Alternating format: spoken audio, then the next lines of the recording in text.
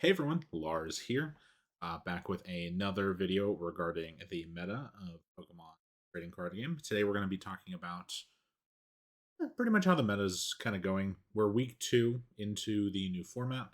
We have two major events to cover, or to showcase what the meta is like currently, as well as a couple smaller events that showcase a little bit more what's going on.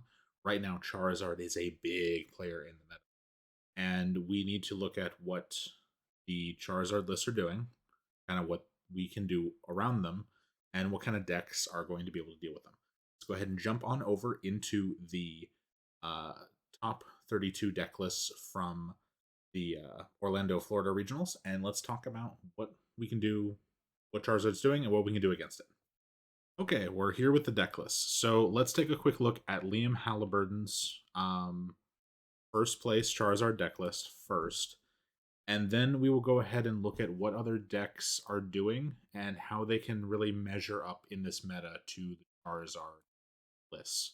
Because right now, Charizard is the deck to beat, and it is kind of just so present in these events that you kind of have to be able to deal with Charizard. Otherwise, you're not going to be able to make it to the top. Now, by no means does this mean Charizard is unbeatable. This is not a tier 0 meta, I don't believe. We are just dealing with a strong deck. What can we do? So let's take a look at the deck and see how it functions. So currently it looks like a lot of players, this is kind of what Tord's list was running. So Liam opted to go with Tord's ideas here. And they're running double Charmeleon rather than just the single one, because double Charmeleon gives more protection to TM Devolution, which was one of Charizard's weaknesses prior to this point. By opting for an additional Charmeleon, they have created less of a sort of reliance on rare candy, as well as giving a Professor Turo's play to the deck. Whereas before, Professor Turo's would be a little more detrimental to you because you only had one Charmeleon for setting up, and you had to use rare candies for the others. But now, if you just set up a Charmeleon, you can Turo's up one of your Charizard EXs that has been hit. You can put down the Charizard EX onto the Charmeleon and set up another Charmander for a following turn for another Charmeleon Charizard EX play. And it so far gives you more safety against a lot of matchups, especially against Devolution. So with the Turo's play, now decks have to be able to reliably kill a Charizard instantly. Just two-shotting it is no longer safe because Turo's can be searched by Pidgeot, can pick up the Charizard, and there goes the play. Additionally, Rotom V and Luminion V are no longer just prime targets on the bench because Professor Turo's will pick them up and eliminate them as a problem. You can use them in the early game and then pick them up, and the problem goes away. So this is hard to deal with now because now we've got a big Pokemon with Charizard that now can be picked up and removed from play or from the board after it's been damaged. So you need to be able to one shot it essentially, and 330 is a lot of damage to do. So what are we going to do to answer that? What do we play? Well, we probably are going to need to play more decks that can answer Charizard. So let's take a look at decks that can answer Charizard. So, and how they're going to do it. So I'm going to go ahead and pull up a bunch of lists here that also made it in the top 32 that I believe can and will have an answer to Charizard. Let me just make sure I've got all the options here.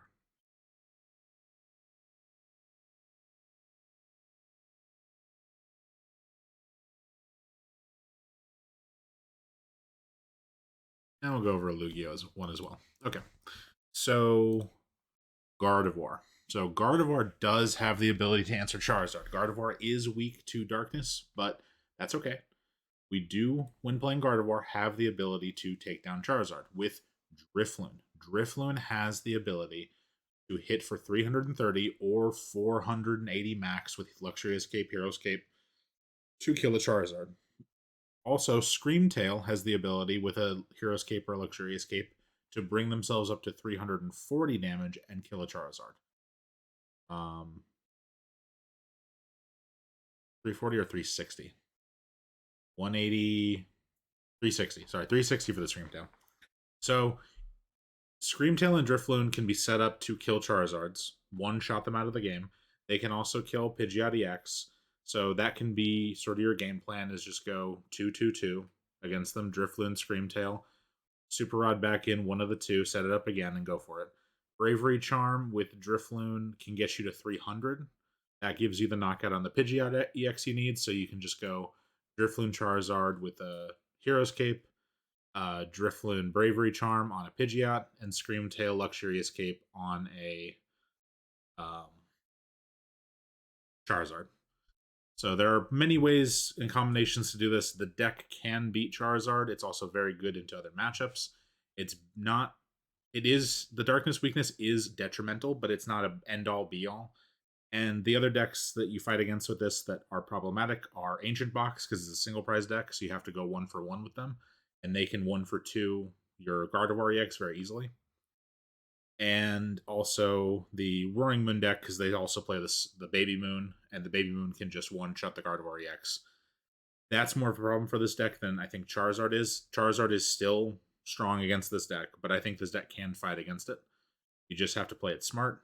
You have to plan out your attacks. You have to play, and you have to get rid of their Pidgeot EX sort of earlier in the game, and then try to slow them down with Airy and just play through. Fluttermane is also very problematic for them to deal with if you get it into the active, because if your opponent ends up with a Pidgey in the active, for example, and a Charmander on the bench, and they want to go ahead and try to evolve to the Pidgeot, well, they would have to evolve to the Pidgeot, then retreat into a Charmander, and then set up a Charizard. And if they do that, they can't actually set up a Charizard and a Pidgeot and get the full use of both of their effects in the same turn if both of them have to be in the active, because Fluttermane will shut off one of their abilities. So if they Pidgeot into the active, they can't use Pidgeot's search. And if they retreat into a Charmander and then try to go into a Charizard, then they can't use Charizard's ability either. So they would have to set it up on the bench first, then retreat into it. So they'd have to have all the pieces. So that can be useful. It's not always going to work out that way, but Fluttermane can help you in that situation to slow them down. As well as Mimikyu can help slow down Charizard by setting up a wall temporarily while you build up your attackers and switch into them.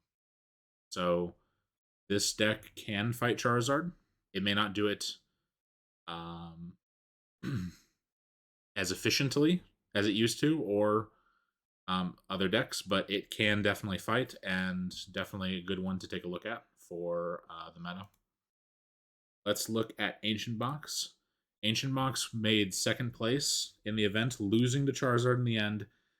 This deck does have a hard time fighting Charizard, but it can fight it. The Roaring Moon can get to the high damage numbers, but the deck is one that does need to go usually 2-hit knockouts on Charizard, and that's rough. So technically, the Roaring Moon can be built up to kill a Charizard in the end. You still need to take the first Charizard by 2-hit knocking it out, and you need to take a Pidgeot or somehow get a Rotom V kill early. And with all the Turos Charizard lists running around, it's going to be hard. The deck can do it, but it's going to struggle. But this deck does have good matchups elsewhere. Just Charizard is rough. So this one is a strong deck, but its Charizard matchup is an uphill battle, and you got to really be careful how you manage it. Your resources will go by very quickly, and if you lose one Ancient Booster Capsule here to a Lost Vacuum, or you get too many of your Ancient cards prized, you may not be able to get that final knockout on the Charizard, and it could end up losing you the game. So you just got to watch out for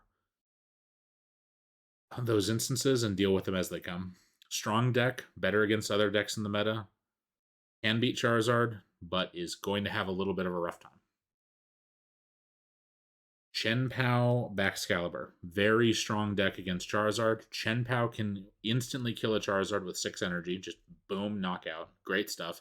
Radiant Greninja can do split damage on smaller targets as long as Manaphy is not on the bench, which you can still Prime Catcher, Cancel and Clone, Radiant Greninja, kill, a Charmander or Charmeleon and a Manaphy, so you can take 2 prizes that way.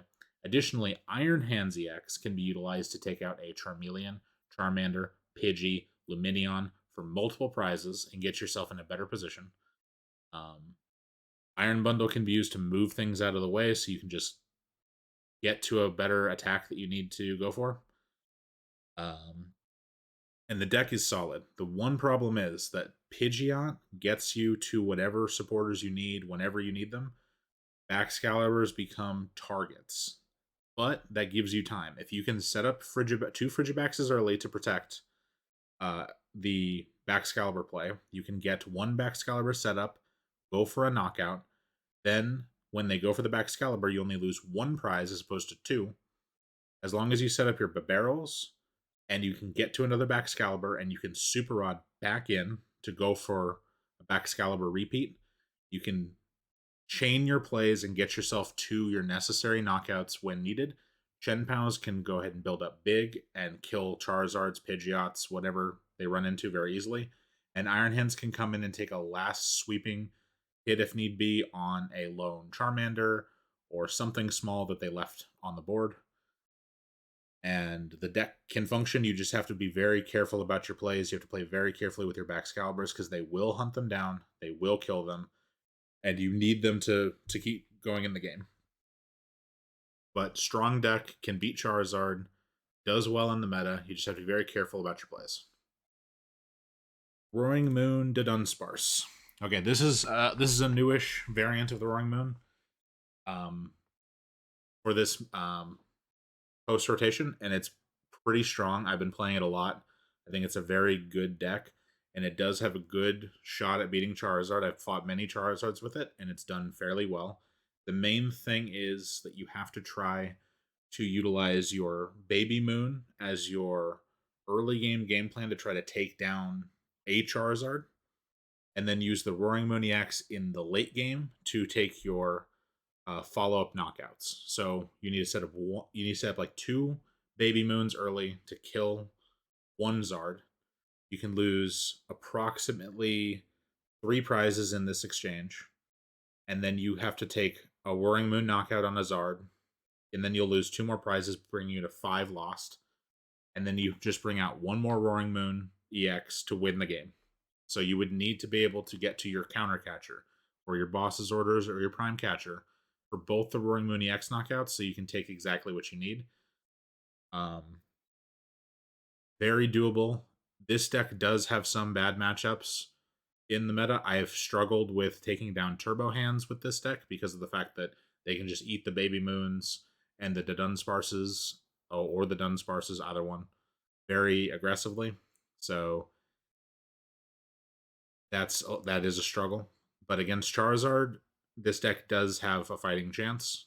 You just have to play it very carefully around your resources. Make sure you utilize your Roaring Moon EXs appropriately, and you have to get at least 1 kill with Baby Roaring Moons.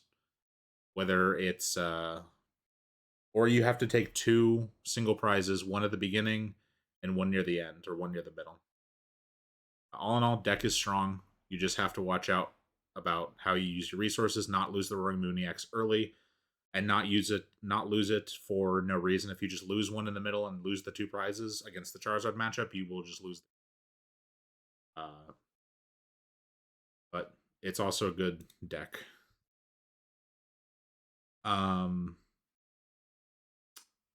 So this is a new list I've seen here. So the Shaman V is your anti-Charizard tool, it seems, for this deck. They've played Lost Box with Shaman V before. It looks like Groudon is also being used as a high damage swing with its Magma Purge attack.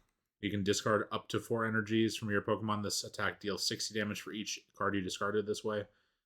So if you do this, it does 60 times 4, 240 damage.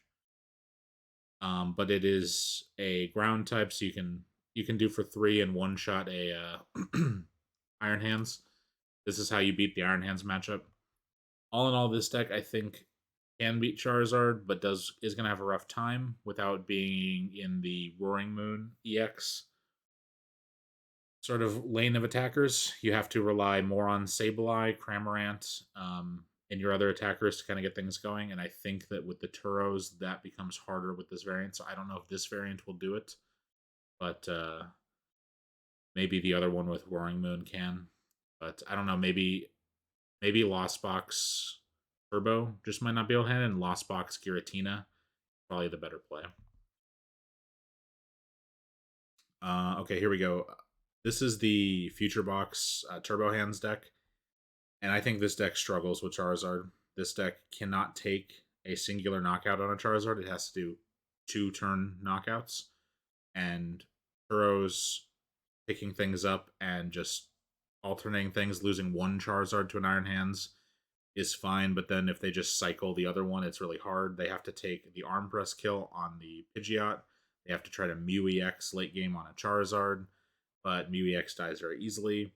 Iron Hands, after 2 prizes get taken, dies instantly. Iron Crowns die instantly.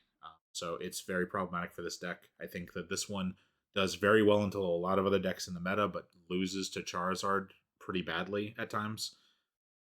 So I don't know how well this deck will fare going forward. I'm sure this deck can top 8 consistently. I don't know if this deck will be able to win consistently enough unless it can make a good showing against the decks that beat Charizard and sort of the triangle of, Charizard beats this beats another deck, the other deck beats Charizard. As long as they can keep their strength in that triangle and dodge the Charizards, they can make it to the top. But against Charizard, this deck has a rough time. You got to hit with a Miraidon, then hit with an Iron Hands, set up a kill, get a kill on the Pidgeot, and then take the final kill with a Mew EX. And with Lost Vacuum, getting rid of the baton to screw over the energy, switch, being moved around. Charizard being able to very aggressively kill all of these Pokemon and being too big to one-shot by any of these things. I think it might just be a little bit too much for this deck to take down Charizard. So this one, I think, struggles, but it's good into the other decks in the meta. So it definitely still has a place. You just have to just dodge Charizards all day. That's pretty much all you can do with this deck.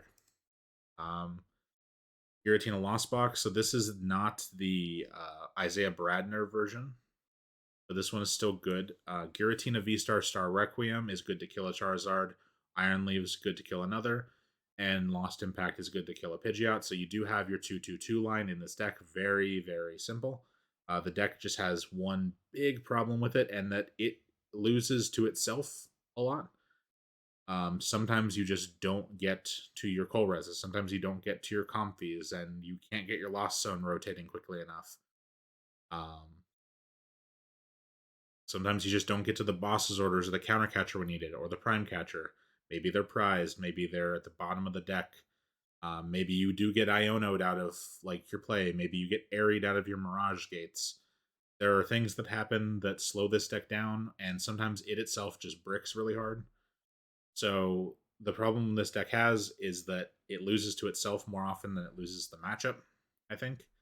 The deck has options to beat Charizard. It has options to beat other decks in the meta, but I think it struggles versus some other matchups. And against Charizard, you really just got to watch out for the bricks, and you got to play carefully and know your 2/2/2 knockouts against it. Otherwise, you will probably overextend resources into something that can't work. But Spiritomb is in here. Spiritomb slows down the Rotom V. It slows down the Lumineon V. That helps. Sableye can help you set up late game spread. And you can threaten them with early game Cramorant hits and try and just go for a Cramorant kill, set up a Giratina kill, Iron Leaves kill, Sableye on something. But you do have to watch out for the Jirachi. Solid deck, good into Charizard still, I think. I think Isaiah Bradner's Bennett listing might have a little bit more edge on Charizard, but it's also adding in more pieces that maybe don't always work the best into everything. So I don't know for sure. We'll have to wait and see as more things develop, but I think that this deck is still a good thing for this meta and can be good against Charizard.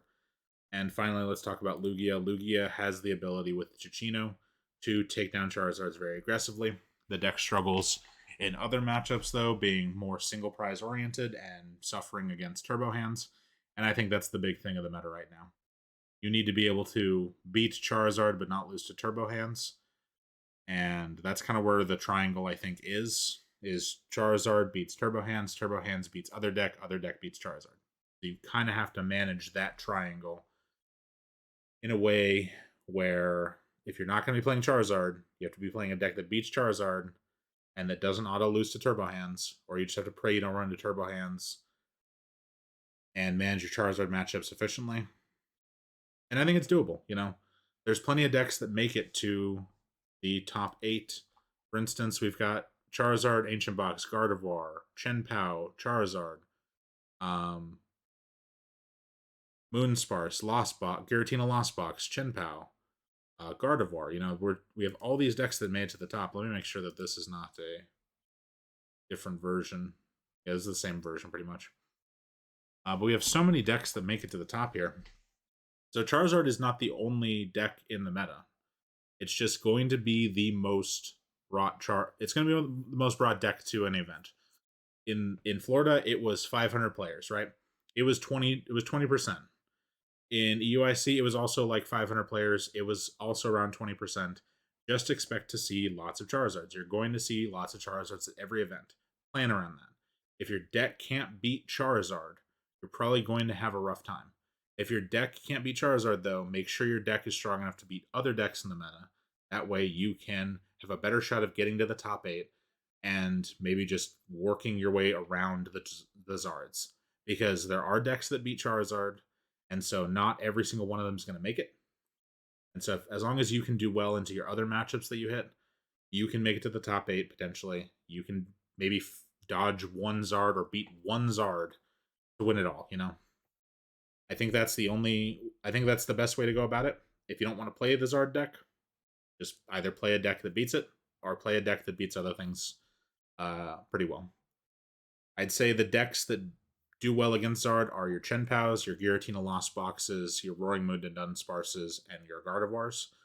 The decks that do well into those are your Ancient Boxes, your Turbo Hands, your Lost Boxes, and stuff like that. So there's a lot of options, lots of decks to play. Kind of find the triangle, find your space in the triangle, and just play whatever you find enjoyable of those decks. Look for new tech options, look for ways to deal with Charizard better. But right now, be wary. Double Charmeleon Turos is probably going to become the more normal Charizard list. Ford ran in one. Now Liam took the same list and won this event, which is just going to embolden more people to use it. So expect it, plan against it, and be ready to face it. That's all I can really say on this going forward. We're just going to have to tackle it as it comes. Charizard's going to be here for a long time. We just got to learn how to deal with it. I for one, am probably going to be playing lots of Gardevoir and Roaring Moon to Dunsparce, and hope that I just find a lot of Charizards, I guess.